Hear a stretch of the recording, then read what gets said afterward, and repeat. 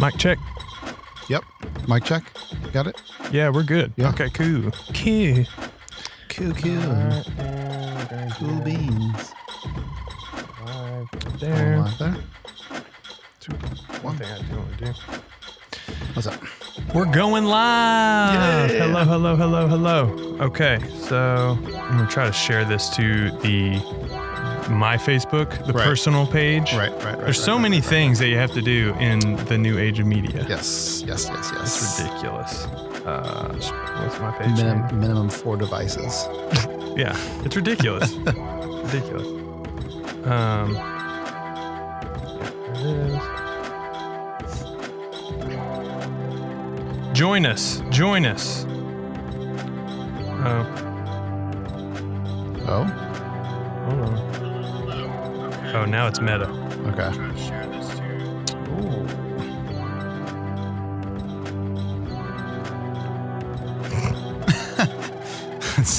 It's deja vu. We're watching Yeah, this. We're it's watching really this play odd. out. Yeah. You know, while we're doing this, let's discuss endgame spoilers. Just to Yeah, so Thanos dies or something. I don't know. I've never watched one of those. you never watched them before? No, Dude, man. it's crazy. This one at the very end, Batman shows up. It's nuts. People are going, no. Okay. I think I shared it. All right, Okay. cool. Cool. So now we can officially start. Yeah, man. Strong Calm Podcast. Thank you for joining. This is the Strong Calm Podcast. My name is Aaron Dunn. I'm joined by my friend Jared Chacon. Hey. Is that right? Yeah, check on. Chacon? Okay. Chacon, yeah, that's good. This podcast is about helping you strengthen your communication, your community building, and your company, your calm. This is the place where you're strong, you're calm, strong, your mindset. And today I've got a wonderful, wonderful guest, my friend Jared Chacon Yeah. from True Vine Brewing. He's the director of marketing for True Vine Brewing. How are you today, my friend? I'm well, man. Thanks for having me on. This is fun. Yeah, this is going to be great. Yeah. This is going to be great. Have you ever been on a podcast before? No, this is my very, very first podcast ever. Awesome. Long time listener, first time Fan. caster. Caster. Yeah, I guess. Yeah. Well, cool. So let's just jump right in. He did bring some brews for us, which is really, really great. Yeah, of course. To jump in to let's for those people who are listening, watching, don't know. Yeah. Jared, what is your background? I think it's an awesome story of a small business as it grows. Yeah, How you got involved with True Vine. Sure. What is True Vine? Give us kind of the summary and then how you got to where you are right now. Yeah, so born and raised Houston, moved to Tyler after getting married. My wife is from this area. I got a job at a great organization called Mercy Ships, and I was doing a kind of a blended role of recruitment and marketing there. And I love that organization. If you don't know about Mercy Ships, please go check them out, mercyships.org. Doing some great stuff in Western Africa.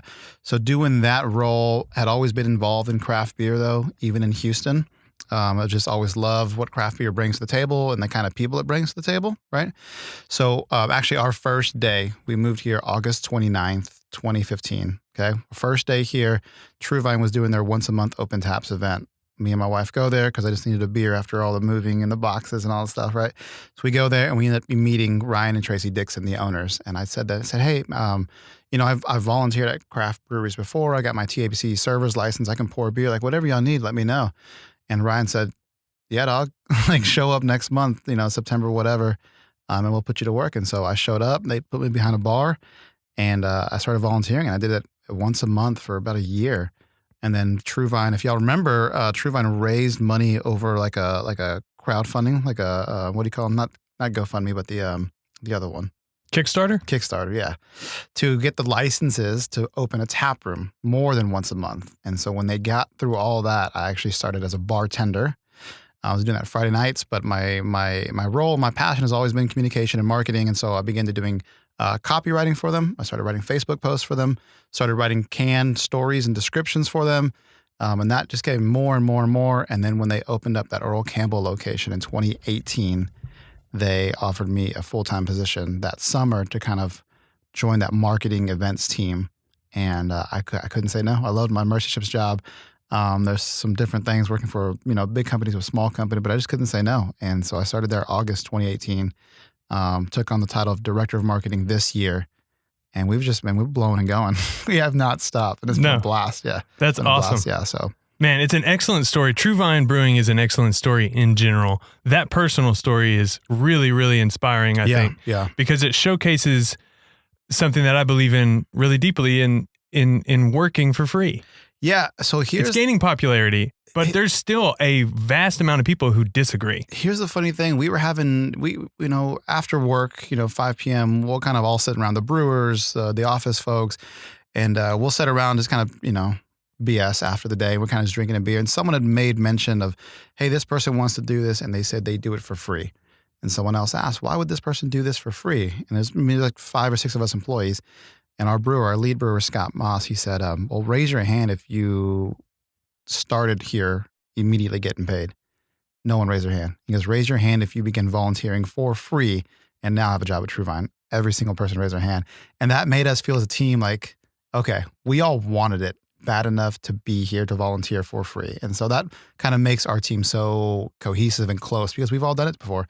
And that's just how all of our employees start. Like they all started as volunteers and then we hired them. So we're out of volunteers now. So if you want to volunteer, please come because we hired all of our volunteers. No job guarantee. Don't be a jerk. Yeah, right. Like, hey, I'm here to volunteer for a 30-day interview. Yeah, exactly. But it's but it's fun, and that's how you get passionate people. That's how you get, and that's what I'm really getting at is that that's how you find the people who are really passionate about the belief of the company. Right. And I think it's absolutely crucial. The belief of the company has to burn within every employee.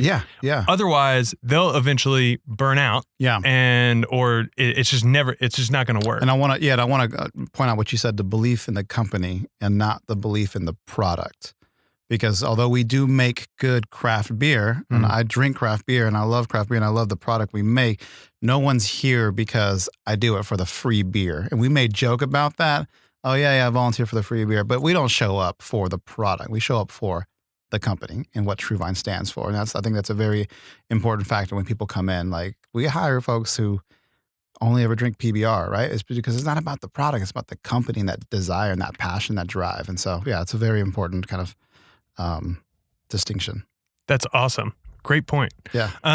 So let's jump into the communication aspect. You touched on that you were storyboarding, that you were writing the stories for the cans. Is that what you said? Yeah. So every can, none of the cans have it on them now, but whenever we make a beer or the new beer comes out, what we do is called a can story.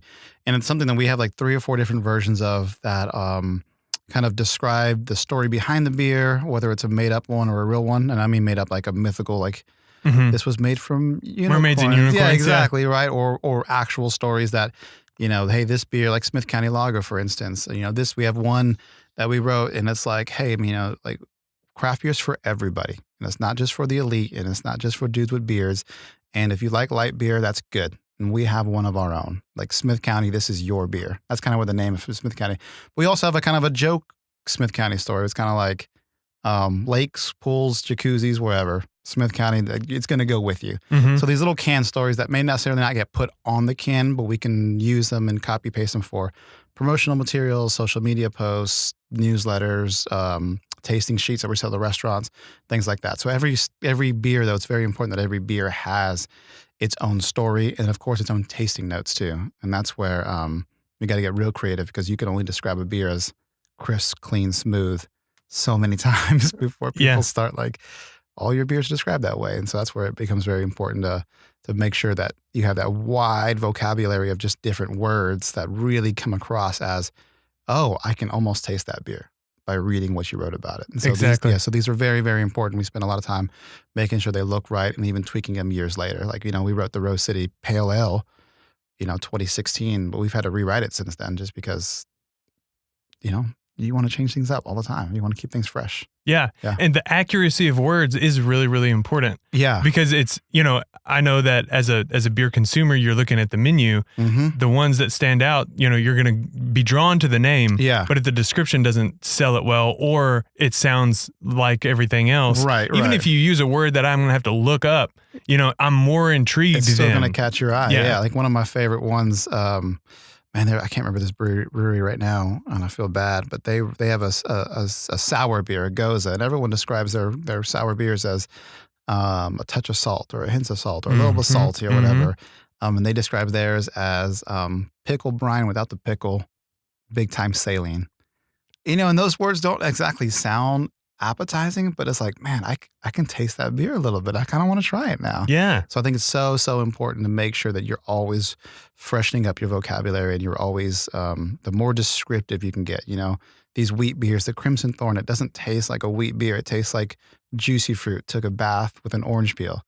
And suddenly that makes you like, I wanted, and Crimson Thorn by True Vine Brewing Company does taste like, juicy fruit. Confirmed. Took a bath with, yeah. Yeah, confirmed. That's awesome. Yeah, that's awesome. So much creativity. Yeah. And like, you just have to think a little bit outside the box and really just be playful with it. Yeah. And craft beer is very playful.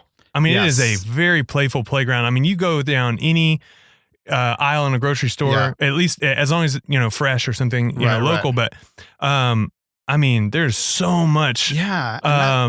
There's not a lot of, tall fences. Like people go in a lot of different ways. And that's one of the cool things. Like I said, I was always into craft beer in that community. And I think one of the cool things about craft beer is that, and I think Jim Cook is the founder of Sam Adams Brewing Company. He kind of coined this like phraseology, but basically like in the Sam Adams commercials, if you remember them from maybe a few years ago, they would always say like, we take our beer seriously, not ourselves. And that's, everyone remembers that, but that's so indicative of this entire like craft beer, not culture, but business. There's no competitors. It's a brotherhood. It's a sisterhood, right? I'm not trying to beat the brewery next door. I'm trying to make the best beer possible. We take our beer very, very seriously. We don't take ourselves seriously, and we don't take, we take our marketing seriously, but we like to get silly. We like to have fun because beer ultimately is for fun. And then you can drink a beer when you're sad, I guess. Not recommended. maybe not. But beer is meant to be for people around other people. And beer is such an approachable alcohol. Wine is not as approachable as, some people are intimidated by wine. I don't know what to get. But a beer, you know what beer you like. Right. You want a cold one. Right? And so it's just it brings people together so easily that it would be foolish of us to take ourselves that seriously. We take our product very seriously, but ourselves, we don't. And we like to have fun with it. That's awesome. Let's talk a little bit more about the beer names. What's your favorite name? Take us through like the process. Oh man. Yeah. Tell me your favorite name. Yeah. Name aside from like the name and story, aside from maybe like your personal taste in the beer itself. Yeah. And then I want to know a little bit about the process because I understand that, with millions and millions of beers available, a lot of them might be taken. Correct. Is there like a certain process and how that goes? So what's your favorite? Two favorites. One, will this IPA craze ever end? Okay. And then the other one is Cheers to Us.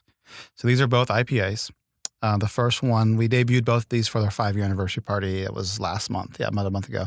So will this IPA craze ever end is actually word for word stolen from a Yelp review that we got. That some dude came in. I think you can still find it if you go on the Yelp review. But he came in and he was like, I don't like IPAs, but I had 3 of their IPAs and none of them were good. Will this IPA craze ever end? I hope so. 3 stars. And I was like, that's awesome. Why would you do that? You don't like them. Why would you drink them? So that made us laugh so hard. And so we've always kind of had this idea of using that for beer.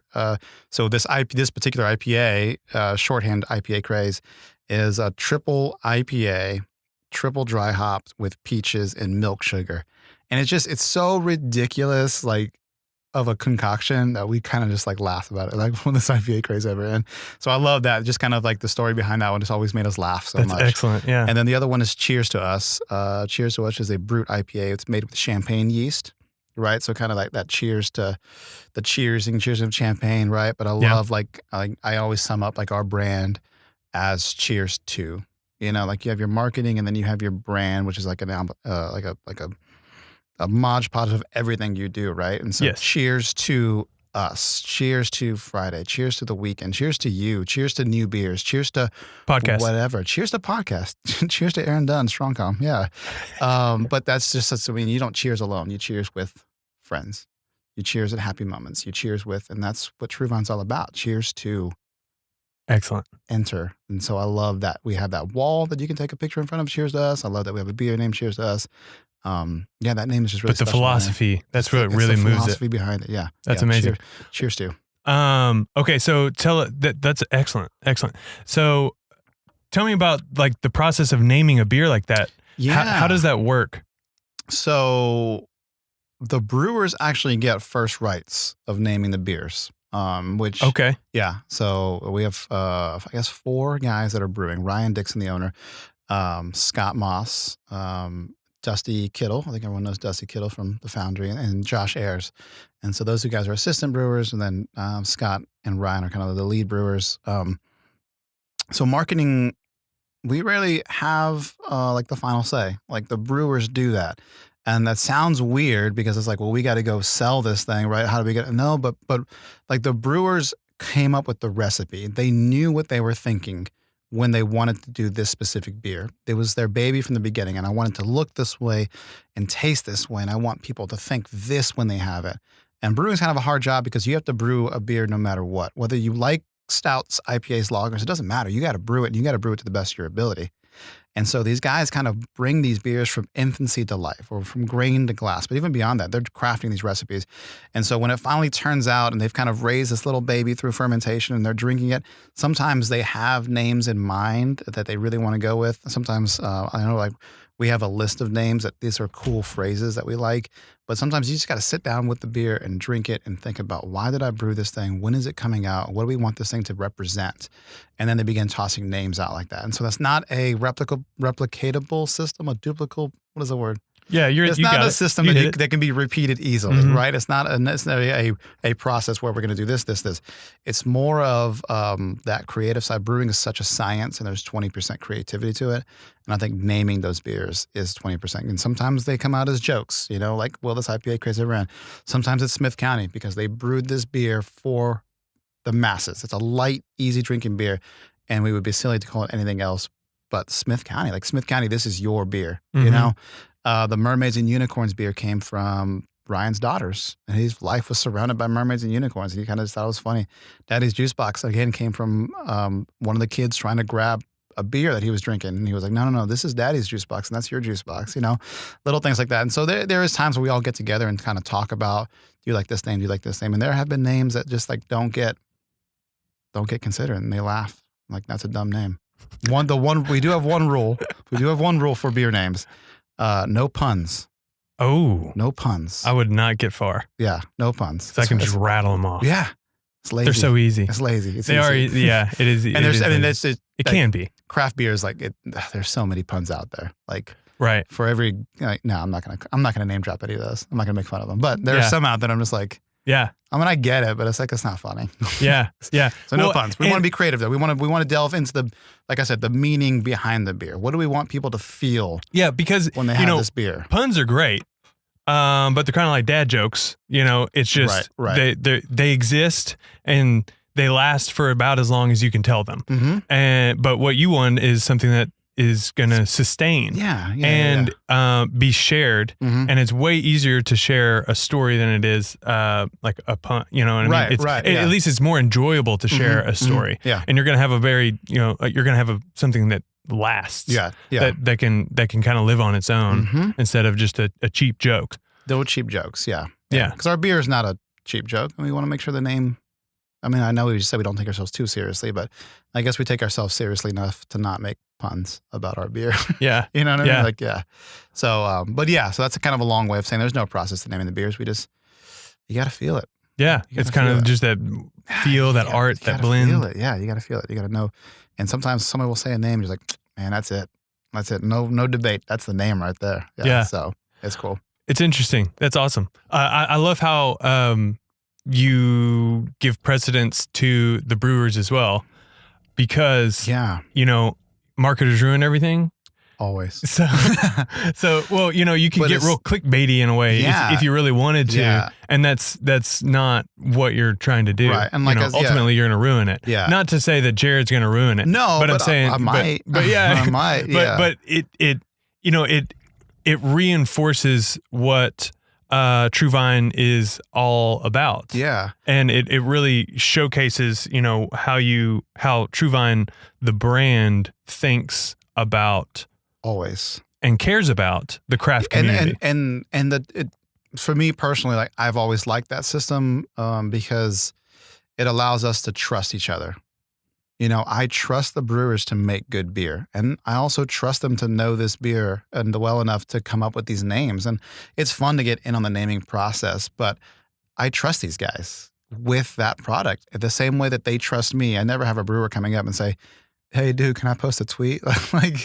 Because they trust me to do my job, and they allow me to do that. And there's freedom in trust, and when I trust my brewers with the level of trust that I put in them, I feel so confident getting online and getting on Instagram and saying like, "Yo, this beer's dope," like for real, because I trust these guys. And even if I haven't tasted it, which I always have, but like, you know what I mean? Like, and there's freedom in that, and knowing that they trust me to do my job. There's freedom in that, and there's just an innate quality of not when you gain someone's trust, it makes you not want to let them down. And these guys trust me to do my job really well, so that makes me work extra hard to say, you know what, these guys are trusting me to sell this product they're making, and I trust those guys so much to make that beer and to name those beers, and I think that gives them confidence in their ability to do this. So. And I wonder how many more times I can say the word trust in this next 30 seconds. But it comes down to that, though. It really does. And that just really makes a team cohesive. I think that having that level of, I got your back and you got mine. And I know you're going to do your stuff and I'm going to do mine. Yeah. That's excellent. And trust, it comes into play when you're talking about creating a community. So that's my attempt at a segue. So we chopped it up about communication. Let's talk about community, and trust is definitely a important piece of that. And True Vine has definitely earned the trust of Tyler. Yeah, I hope so. East Texas, as it continues to grow. How many miles out? This is just a fun fact that popped into my mind. Yeah. How many miles out of East Texas can you get a True Vine beer? You can get it as far east as, I think we're in Marshall. For sure, Longview. Okay. Maybe Marshall. I have to double check that. But yeah. Let's just say Longview first. And then out west? Lubbock. Oh, okay. Yeah. I mean, there's like one place in Lubbock that has it, but right. Technically, Lubbock. Most Fort Worth though. And then south we go to like Nacogdoches. Awesome. So we're really east to west, not so much south. For now. Yeah. Wink. Yeah. Right? Yeah. Nice. Excellent. But getting into the community aspect, talking about earning the trust of the community, it has been a growing thing. It started at the Englewood location. Once a month, open taps, that whole community feel. And for those, I remember the first time, and I've told this story before on a podcast that I had with Ryan and Tracy, of the first time I went to True Vine. I loved True Vine from the beginning. I didn't even try their beer yet, but I remember I was working like years back. I love that. Yeah. And I remember seeing a t-shirt, True Vine Brewing t-shirt. And I immediately got it because the brand's strong, right? True Vine, like I understand where they're going with it. And I was like, man, keep working. This is great. At that point, having a brewery in town was a far gone mythical thing. It was a dream. Beer sales had just opened up when we opened up. Yeah, exactly. So, but I was like, man, this is great. This is great. And it's been so fun to watch the story go.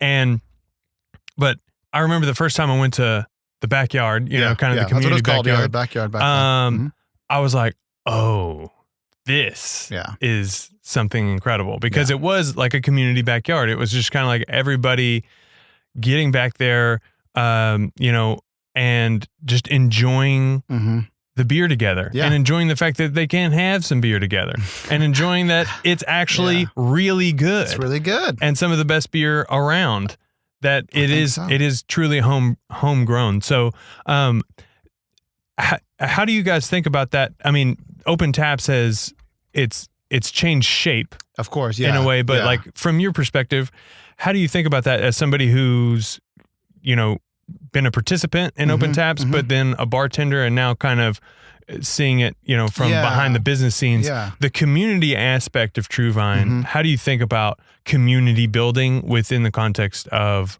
brewing and Tyler? Yeah, so a lot on that. It was never foreign to me to show up to an Open Taps. Coming from Houston, like I said, breweries did this all. St. Arnold's been doing this for years, right? No label brewing is where I volunteered, got my start volunteering and stuff. They've been doing it for years. So I think Ryan may have said this once, like, we didn't do anything except give people the space.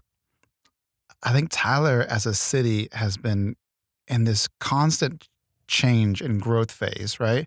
And I think the people of Tyler really, really wanted a place to do this. And so, we opened up and we had this backyard, we made the beer.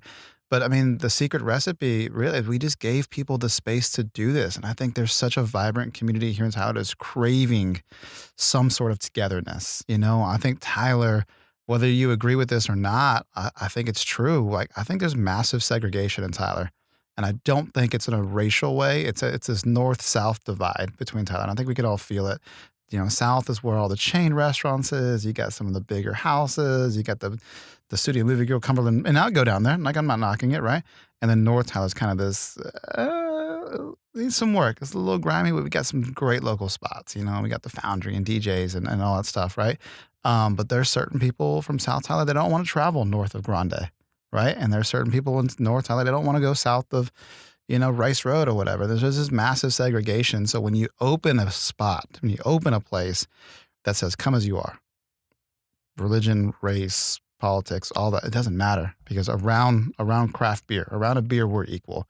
Come have a conversation. And you give people that space. I think there's craving for togetherness and a craving for an interchange of ideas and a craving for just a cool spot to relax, right? Don't have to be XYZ. I can just be. And we opened True Vine with the intent. I say we did though. Yeah. Opened True Vine with the intent to always make sure that what we do is we want to answer two questions when it comes to community. One, are we providing a place for the community to come and gather? Okay. And two, are we adding to the already vibrant community in Tyler? And I hope that with everything we do, whether it be at Englewood, Open Taps, or these new events, that we're answering those questions with yes, we're giving a place to come, and yes, we're adding to what you're doing. Does that answer your question a little bit, right? Totally. Yeah. Totally. Yeah. And I think craft beer as a whole is going through a shift where I think 8 years ago, craft beer was just for guys with beards. Like that was it. It was the hipster thing. It was the hipster thing. It was a secret. It was not for everybody. But in the last few years, and I want to say True Vine has kind of been on the forefront of that trend. Like craft brewery is now a family thing, which sounds so weird to say that, but there's no brewery in the country. If I can't take my kids, I don't have any kids, but if I can't take my dog, like if my friends can't bring their kids, we can't go. And I think, again, that has come down to just a place for community always. And craft beer is no longer for this niche little group of hipsters. It's for everybody. And we want it that way. We don't want to keep this a secret. We want everyone to enjoy this. Excellent. Completely excellent. Come over this way just a little bit. Yeah. Hello. Man, that's so great. You said a place for people to gather. And what was your second? And a place to add and something that you're adding to the vibrant, already happening community. Yeah.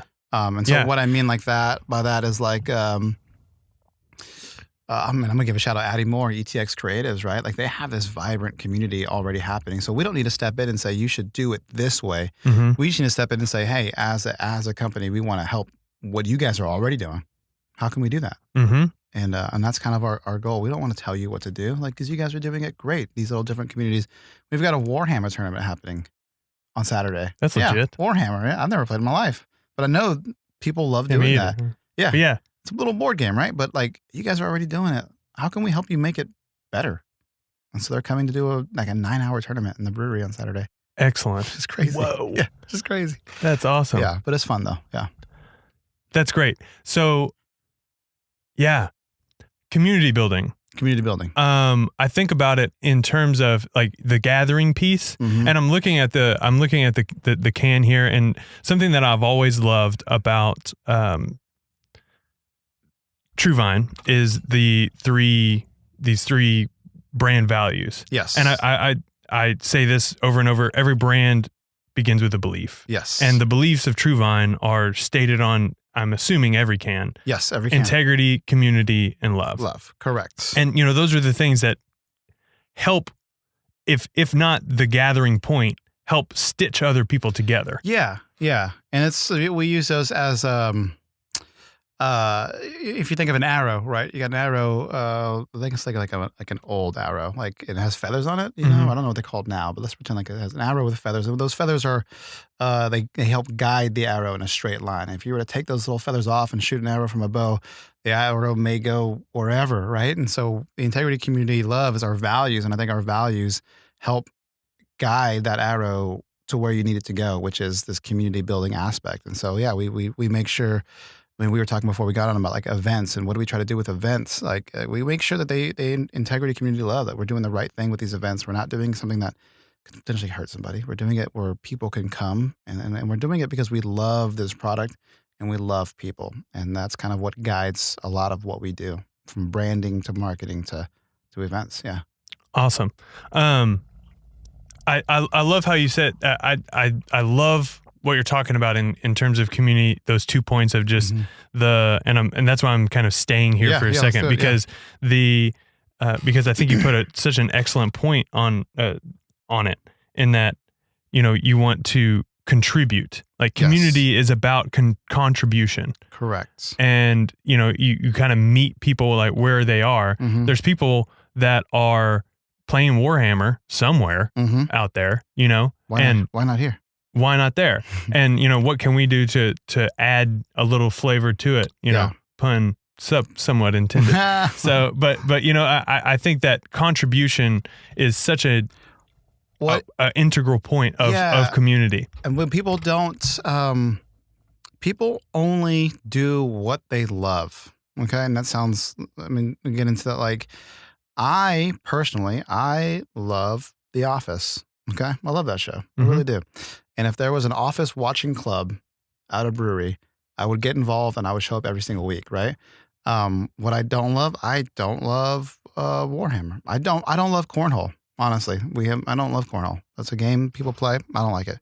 But there is a group of people who do, and they have a league. They can then come and they meet at True Vine Tuesdays during the summers, and they play cornhole. And it's something that we're giving them space, because if True Vine said, we're going to do cornhole, we're going to do this, eventually we would burn out because we don't love it. We don't want to do it, right? So that's what I'm talking about when we get other pieces of the community already, and how do we make them more vibrant?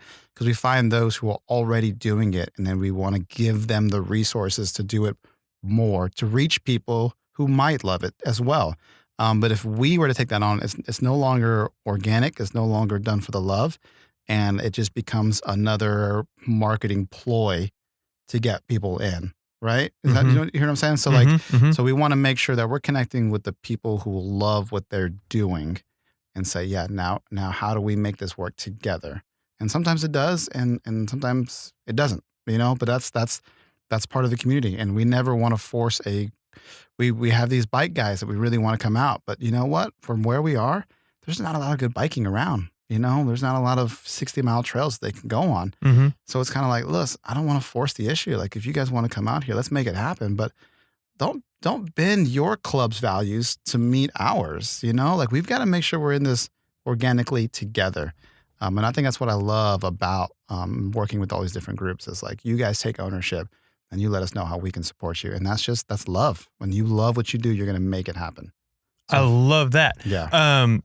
One thing that came up in previous conversation with Ken Reed, he's an author, he's a blogger, and he talks about the value of honesty and sincerity. And he talks about, like, in the context of marketing or the context of promotion, is like, hey, be wherever you need to be. Like, do it. Like, do the actions that will get you the attention that you might need for your product or your service or what have you, but do it with sincerity. Yes. And it inspired me to think about this, this sincerity. You have to have this sincere passion for brewing beer to start a brewery. It's not just a business decision of like, hey, craft beer's We're blowing up. Yeah. We're about to, like hop on and do this thing, because eventually you're gonna tap out. Yeah. And it led me to the thought of sincerity is the crawl to authenticity's walk. Mhm. And like Oh, I you like have that. to Yeah, I have like that. this, you've got to have like I could not do a podcast Mhm. if I didn't have a sincere love for meeting people, talking about Yeah. marketing, Mhm. talking about community. Like it would kill me. It would Yeah. burn me out. I couldn't do a podcast about anything else on the planet, practically. Right. You might be able to do a podcast on The Office. I love The Office. Maybe. It's such a silly idea, but But yeah. I bet there is one. I'm sure there is. Yeah. But like it's such an important, crucial part to get the sincerity right. yeah. Otherwise, once you start kind of walking in it, Mm-hmm. everybody else is going to know. Mhm. People are going to, wait, oh, I see what they're doing. Right, They're just right. putting together this event, so they're going to get me, and then Correct, and then correct. nobody will come, Mm-mm. even if they're into that thing. Right. Even if they don't. Because it feels fake. It feels manufactured. It feels Right. curated. Yes. And curated can be a good thing, but it also can be a sign of just not being genuine. And yeah, there's things that we do curate, but yeah, when you begin to curate someone's experience, you're on a fine line. Mm-hmm. And I think there's a lot of like new up and coming brewery districts that people are like latching on to, like this like curated grunge is like like a thing, like we're gonna make it look messy, but it's not, and you know that. And then as soon as you get in there, you're like, that exposed pipe is not doing anything. You just put it there for a decoration, right? Like, and that begins to feel phony. It can turn into like Applebee's real quick. And then you've been making fun of it, and then you stop going. And we don't ever want to do that. Yeah. Our Scott, our lead brewer, said the other day, like, if the beer we're brewing is not exciting our entire staff, then we're not going to brew it, right? And I don't like, there's certain styles of beers that I don't like, but he'll still say, hey, we're going to do this style of beer. I'm like, dude, that sounds dope. Like, I'm not going to like it, but that sounds dope. Like, y'all should do that. But it's like, hey, we're going to brew, a pale ale. And everyone's like, okay, cool. Okay. Well, you know what? We're not going to do that one because we got to get excited. We got to love it. We have to love it. Yeah. Mm-hmm. That's what drives everything. Yeah. Awesome. In terms of events and stuff like that, do you have any kind of events that you're coming up besides the Warhammer event that's a little bit new that you haven't tried? Or if you want to talk about like the Pine Curtain Festival, like how was that? Like y'all are always trying like new things, and events are things that bring people together, but Correct. they are things that bring a lot of people together. It's like you've got to find the right blend of things to really put on a big shebang. So, but y'all continually kind of outdo yourselves in different events, or at least in the ambition, but also in the execution. It always turns out pretty well. So, how do y'all think about events? Yeah. How do y'all think about events? Because you've done markets, you've done big concerts, you've done, Red Dirt reveal lineup parties. Yeah. Trunk or treats, Friendsgivings, Secret Santas, karaoke. We did it all. Valentine's Day dance. We did that one. That was fun. We got to laugh about it, man. When we ever come up with an event, there's some things on the business side and there's some things on the values. Like obviously on the business side, like we can't just be like spending money, like we have tons of it, because, you got to be disciplined with that. So you got to make sure that, okay, where are the cost factors, blah, blah, blah, blah. So we can't bring in like an indoor skydiving arena as much as I would love to. Dang it. Yeah, I know. As much as I would love to. We just can't. It doesn't make financial sense, right? So there's always that side of it. Like what are we going to put into this, and then what are we going to get out of it? So there's always that. But then on the other side is like, yeah, we want to continue keeping our customers coming. But with events, we always think about, okay, is this going to attract a new audience for whatever reason? We're having shout out on Ground Zero Comics and Boards and Bites. They're coming out this Saturday for tabletop gaming demonstrations, Warhammer, whatever, right? These guys are going to come out, and why not? And we're hoping that our regular customers come out and kind of see this and get into their businesses. We're also hoping that they bring their core customers and who've never been to True Vine, because we always want to make sure that this is not a spot just for like 10 or 12 same people. Like we want everybody to be able to come out and enjoy what we're going on, Mm-hmm. So that's always something that we're doing. And then, always making sure that, it's like we said, enhancing value to some sort of community. And then we always try to have these events in some way or fashion, put a spotlight on or give back to a nonprofit organization. So the Crawfish Festival was with the LSU alumni. They came out. The Warhammer thing I keep talking about is for the silent. We want to make sure. So always kind of putting a spotlight on those. And that's kind of what we think about events. New customers, financial sense, obviously. And then, nonprofit organizations. How do we help? How do we help the little guy? How do we help somebody else? How do we help a small business get a leg up? Can hopefully this weekend boost the sales of Boards and Bites, honestly. I've never been there before. I don't really like tabletop board games. Mm-hmm. It doesn't matter, though. These dudes love it. Let's help them out. How do we do that? Yeah, I think it's a cool concept. My wife and I went, and we had a good lunch there. I need to go. And it's a cool concept. We had fun. And so, and so I guess while we're thinking through events, usually me and Tracy, we take some ideas. Like, we don't ever want to be like one-off events like Pi Day. Everyone asks us, like, are y'all doing anything for Pi Day? 3.14. And we were like, right. I mean, not really though. Like, I don't know. It just doesn't, like, what are we going to do? Like, come up with a pun beer name? I don't know, puns, right? But like, I don't know. Like, I don't really see like the connection that we have to that. There's a brewery in Dallas called Celestial Brewing, and their whole thing is science, art, beer. They did a massive Pi Day celebration because that's part of their identity, Yeah. Our identity is not so much there. Our identity is coming up with really fun, crazy things. Like I said, how do we top ourselves next, and really, it's anchored in East Texas. Yeah. It's not necessarily anchored in the sciences. No, so that's why you've got national trends like National Puppy Day. Like, I don't know. Like, we have the dog park, but that's not really us. Like, how do we get? And what is our staff? Our staff is so diverse and all. Like, if it excites our whole staff, if we kind of get a giggle out of it, like, it makes us want to do it again. Mm-hmm. Pine Curtain Music Fest. I mean, we did it because we love music. And it's like, how do we selfishly bring some of our favorite bands here? Yeah. You know what I mean? Right. Like, that's just, but we never discount your team and your staff as not being people. Like, we are entrenched in this every single day, but the things that we like, other people like them too. Oh, I want to piggy off of that because one thing that you brought up, we were going to talk a little bit about social media.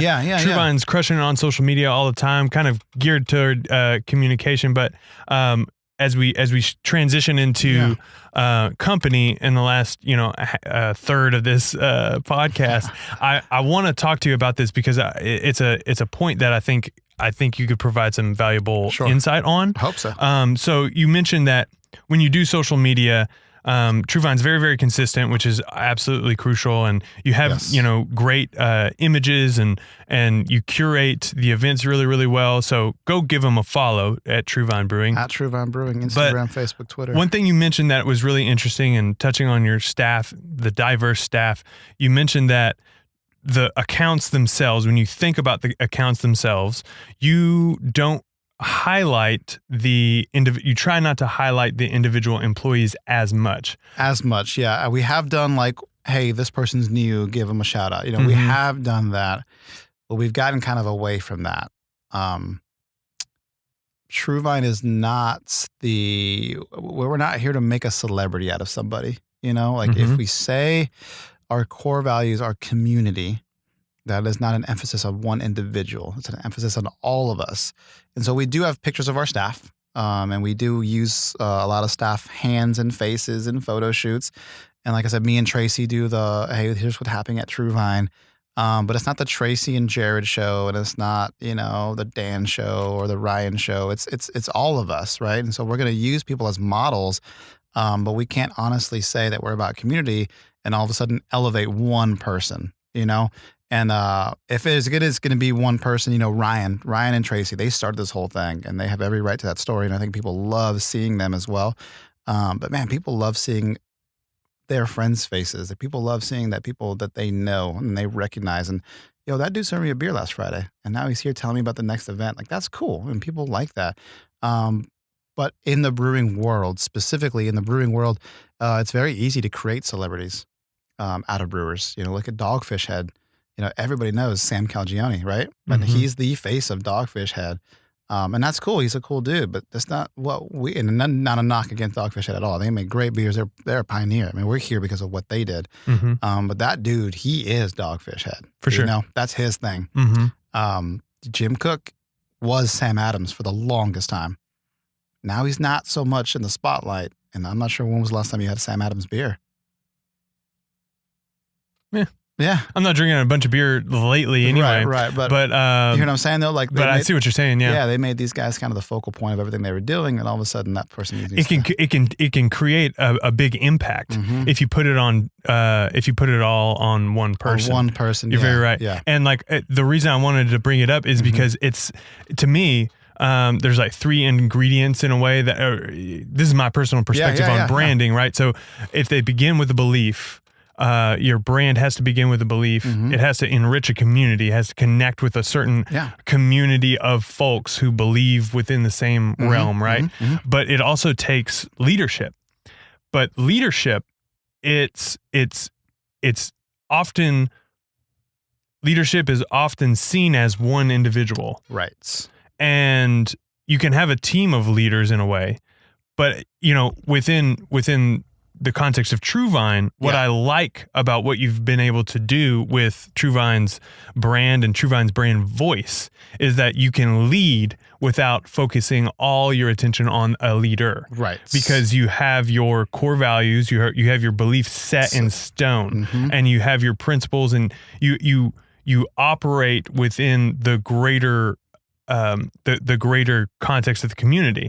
And so because of that, you can lead effectively, but without tarnishing the brand. And it doesn't live and die on, you know, Ryan and Tracy, for example. Right. And there's somebody else can carry on the torch as needed. Yeah, and there's a leader behind the scenes, of course. You know, there's someone curating all this. You know, myself and Tracy. You know, so we're the leaders behind.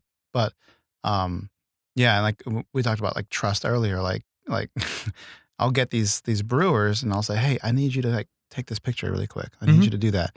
And they trust me to kind of like, lead that Instagram, because they know that their appearance though on social media is crucial to what we're building here. Right. Because they know that we've staked our entire reputation on being community, and that's everybody. And so they know that, and they trust me enough to let me, hey bro, I need you to lift your hand like 90 degrees, just real quick, like sip that beer for me, please, and then get that picture.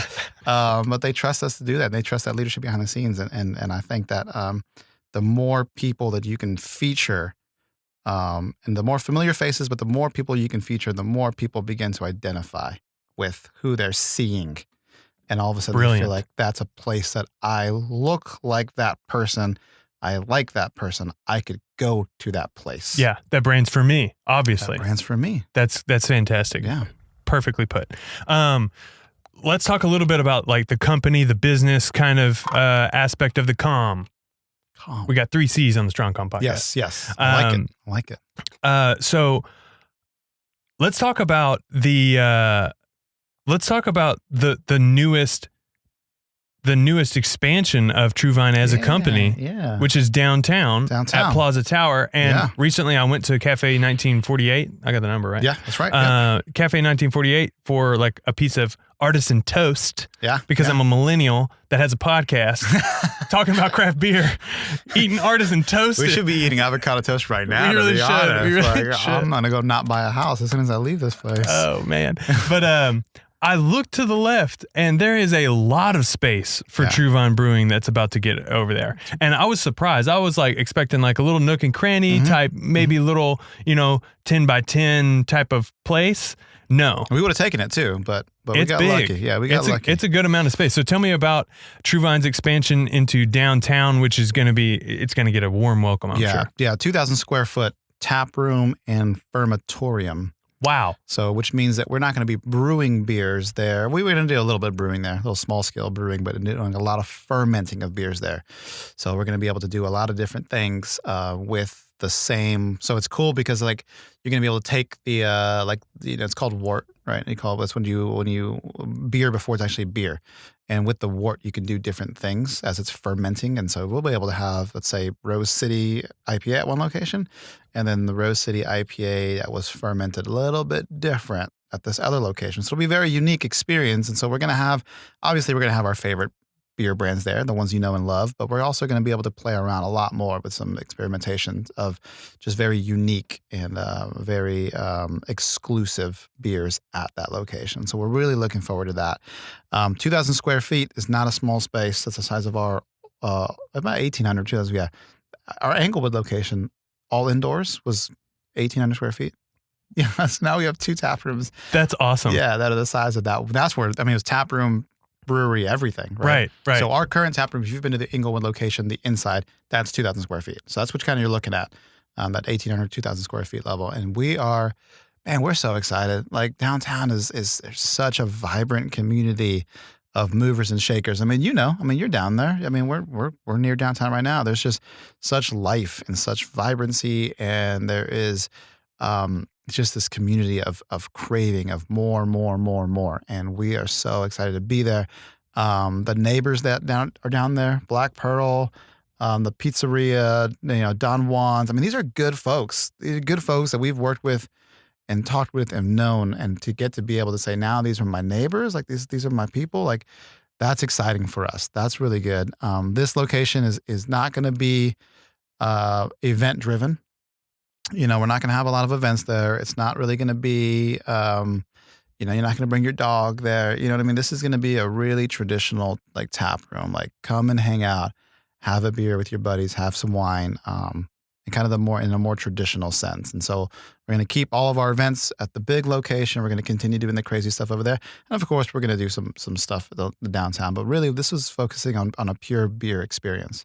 We want you to come in and experience True Vine on a small scale and almost kind of replicate what it was like at Englewood. I was about to say. Yeah. It's going to have some elements to that, that kind of feel. Yeah, that kind of feel for sure. And that's kind of what we wanted with this one. Yeah. Awesome. Well, congratulations on that. Yeah, that's an excellent thing. When can people expect that to open? We're saying fall right now. Cool. We're going to stick with saying fall for the time being until we get some more stuff kind of really rolling. But but definitely before the end of this year. We're going to be there. That's awesome. Shout out to our friends at Plaza Tower. Plaza Tower, they made it happen though. Man, for real. and they're really making it happen over there. Yeah, man. They those guys over there have been great to us.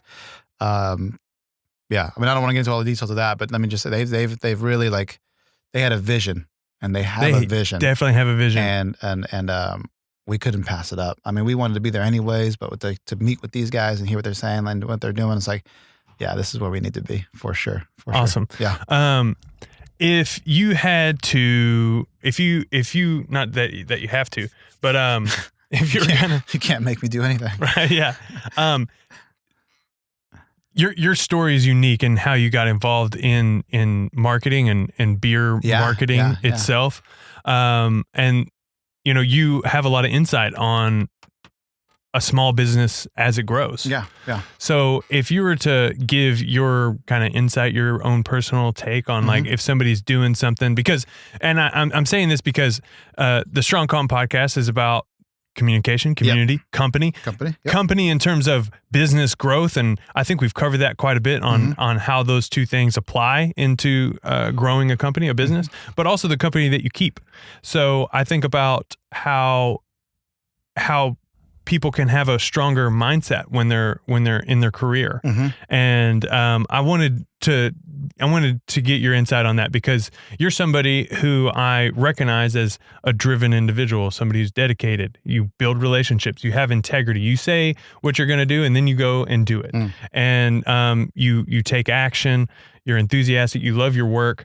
So I think you are a great role model for somebody to, kind of follow, not in a creepy way, but, I wanted to get your take on like, how do you think about, your career and career growth and work today? Yeah. Because, everybody has a different path. Yours is kind of non-traditional. Mine's Very much non-traditional, so. But I think, that's becoming more the norm in that more and more people are finding untraditional paths to where they want to go. So how does somebody, maybe young, maybe old, whatever, find their way in your respect, if it's marketing or in craft beer?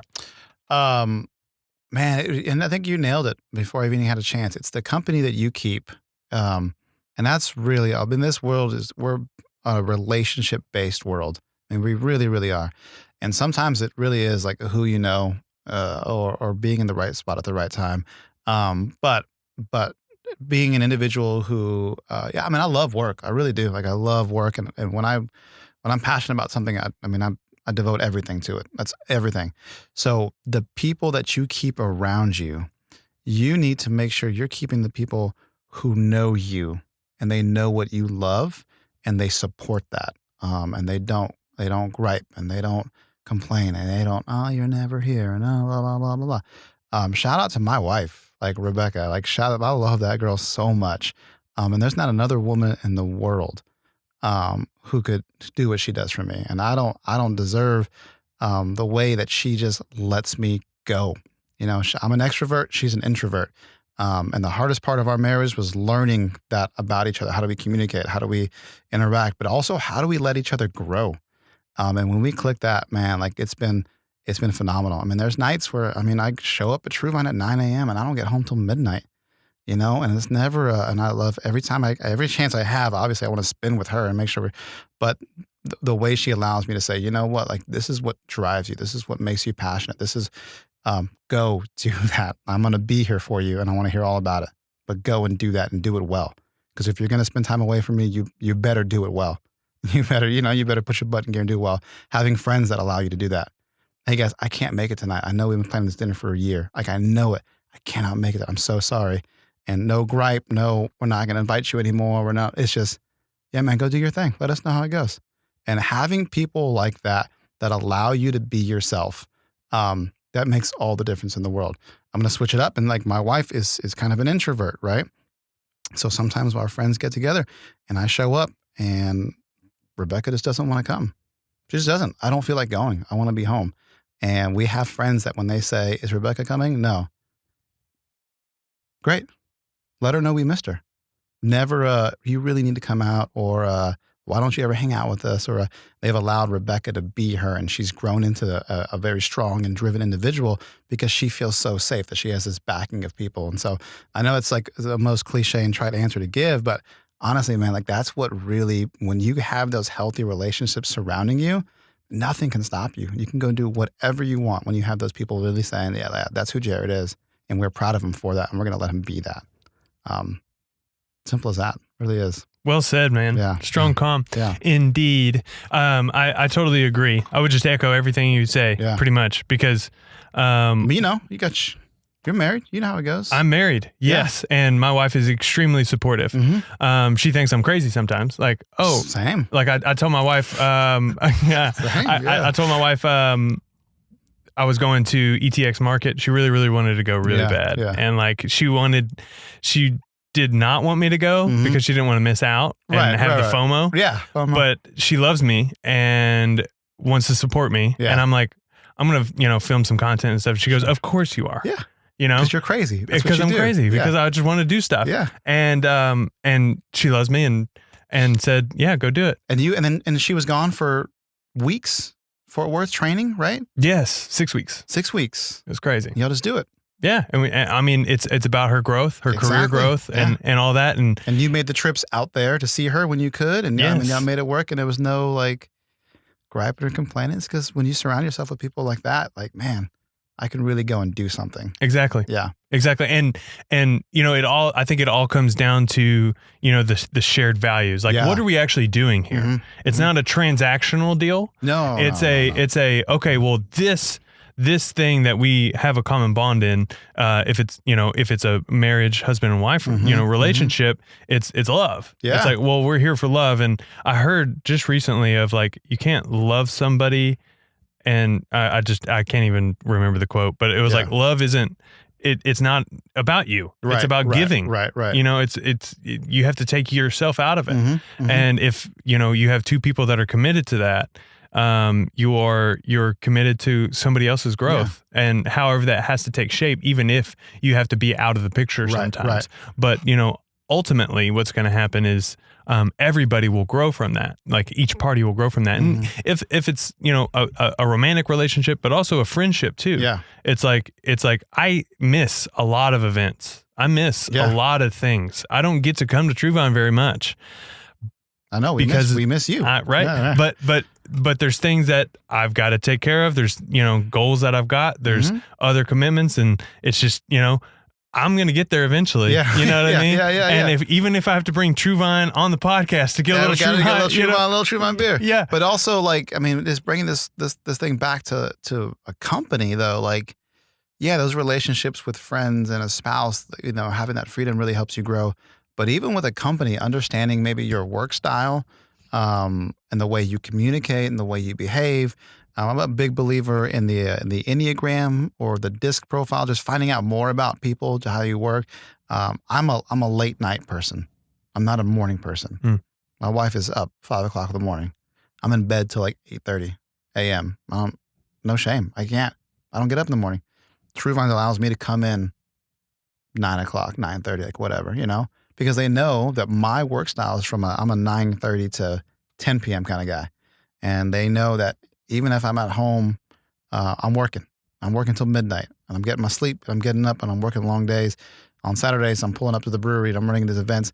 They've given me that freedom to say, you know what, this is how Jared works. This is how his mind works. And they've kind of supported me in that. And there's no shame. And the brewers get there at 7 o'clock in the morning, right? I'll roll in 2-3 hours later. And there's no there's some jokes or whatever, but right. But there's no oh, what's up? You just got up. No, it's they know hey man, this is how Jared works. This is how he gets his stuff done. This is how we work. This is how we get our stuff done. And there's that trust, and there's that respect level of and this is how he works, and just let him be his thing. Because when you begin to kind of put someone in a box of what the ideal work type is, you begin to kill creativity. You begin to kill passion. You begin to kill drive. You begin to just kill all of that. And all of a sudden, that person just doesn't like working there anymore. Man, that is so well said. Yeah. That's such a great point. And and within reason, Of course, it's bro, 1 p.m. Right? No, you can't do that. Well, but I think that's so important. It comes down to self-awareness. Yeah. Because you have to take responsibility. This is a quote, but take responsibility for your own success. And then within that, you have to be self-aware. You have to learn. Yeah. Okay, well, if I do this type of work, I'm going to get burned out fast. Right, but if I do this type of work, I could do it forever. And if, this is how I work, and you have to figure that kind of stuff out so you can even begin to communicate it to the people above you or what have you. And then the more you learn about how you perform the best, the better you can be for somebody else. Yeah. Because if you don't know, then that person's never going to know. Right. And it's an ongoing quest to. It really is ongoing. It's an ongoing quest really because you're still learning about yourself.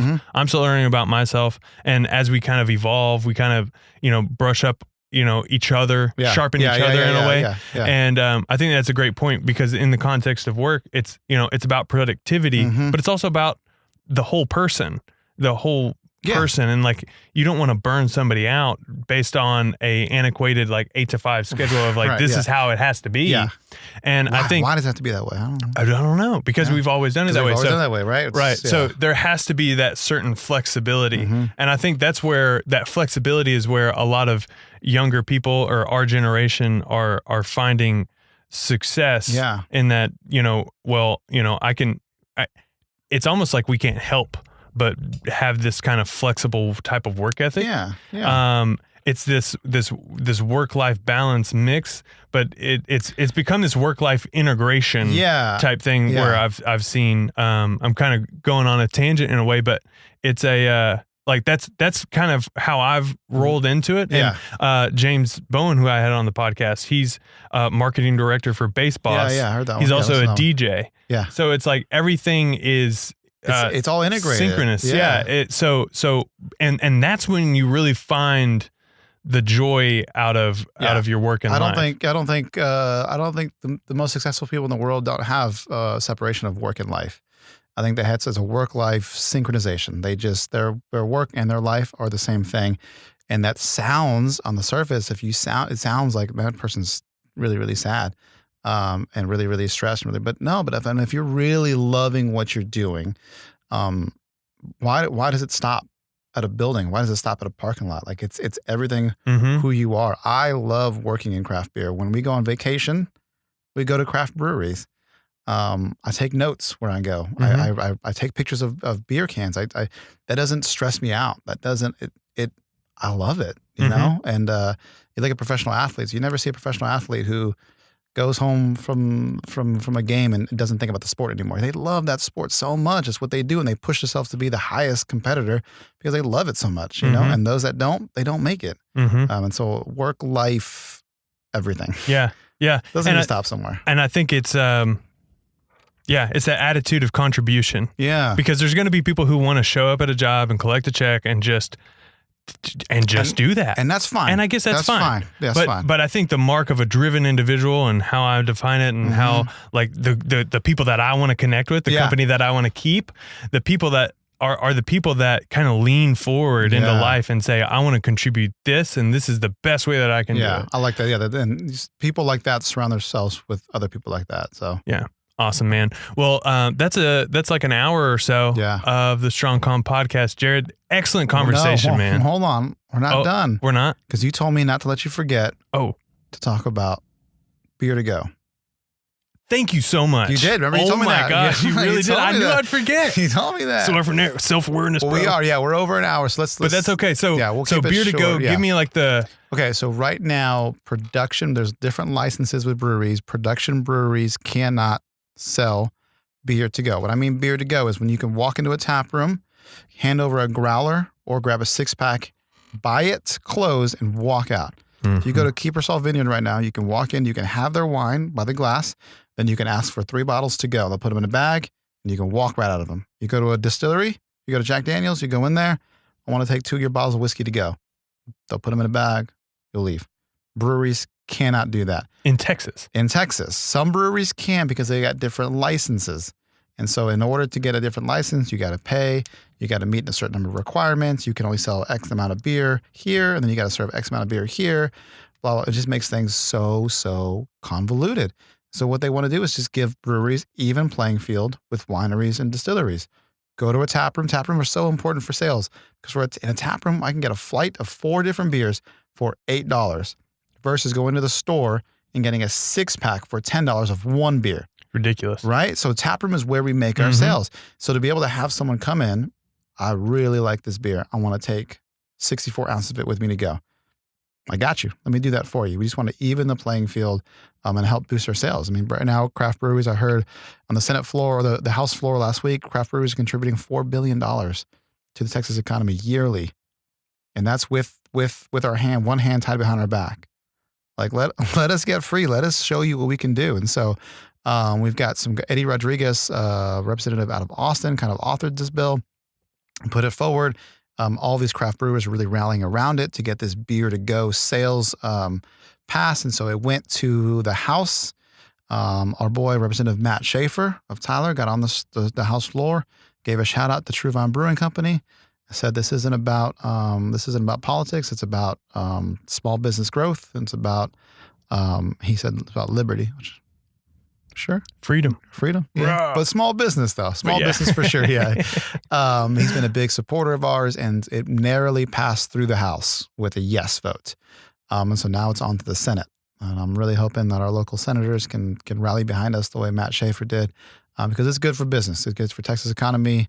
It's good for the customer. It honestly is. I mean, I want to go in there. I want to take this beer with me to go right now. Yeah.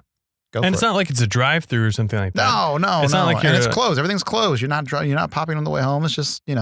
And we're not going to undercut. It just makes sense. Like you want to take home, pastries from the pastry shop. You want to do it. Yeah. These are honestly, these are impulse buys. Let's be honest. So it's not like a grocery store is going to lose a sale, because I'm not going to go to a brewery, have 2 pints, ask for the 6-pack. When you tell me no, I'm not going to drive to a grocery store and get it. It's just that sale's not going to be made, period. These are mostly impulse buys.